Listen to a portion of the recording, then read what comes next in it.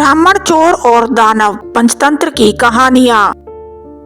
एक गांव में द्रोण नाम का ब्राह्मण रहता था। भिक्षा मांगकर उसकी जीविका चलती थी। सर्दी गर्मी रोकने के लिए उसके पास पर्याप्त वस्त्र भी नहीं थे।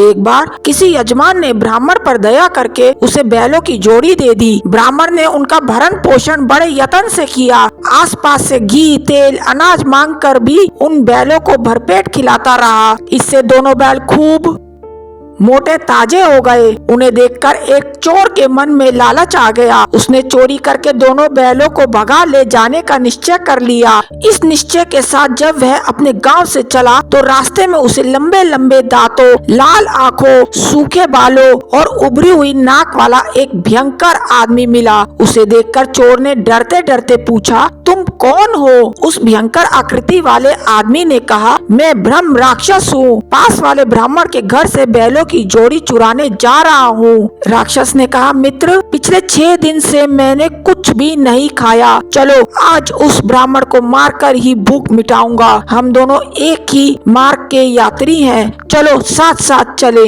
शाम को दोनों छिपकर ब्राह्मण के घर में घुस गए। ब्राह्मण के शय्याशायी होने के बाद राक्षस जब उसे खाने के लिए आगे बढ़ने लगा तो चोर ने कहा, मित्र, यह बात न्यायानुकूल नहीं है। पहले मैं बैलों की जोड़ी चुरा लूं, तब तू अपना काम करना। राक्षस ने कहा, कभी बैलों को चुराते हुए खटका हो गया और ब्राह्मण जाग पड़ा तो अनर्थ हो जाएगा। मैं भूखा ही रह जाऊंगा। इसलिए पहले मुझे ब्राह्मण को खा लेने दे, बाद में तुम चोरी कर लेना। चोर ने उत्तर दिया, ब्राह्मण की हत्या करते हुए यदि ब्राह्मण बच गया और जागकर उसने रखवाली शुरू कर दी तो मैं चोरी नहीं कर सकूंगा। इसलिए पहले मुझे अपना काम कर लेने दे। दोनों में इस तरह की कहासुनी हो ही रही थी कि शोर सुनकर ब्राह्मण जाग उठा। उसे जागा हुआ देखकर चोर ने ब्राह्मण से कहा, ब्राह्मण, यह राक्षस तेरी जान लेने लगा था। मैंने इसके हाथ से तेरी रक्षा कर दी। राक्षस बोला, ब्राह्मण, यह चोर तेरे बैलों को चुराने आया था। मैंने तुझे बचा लिया। इस बातचीत में ब्राह्मण सावधान हो गया। लाठी उठाकर वह अपनी रक्षा के लिए तैयार हो गया। उसे तैयार देखकर दोनों भाग गए।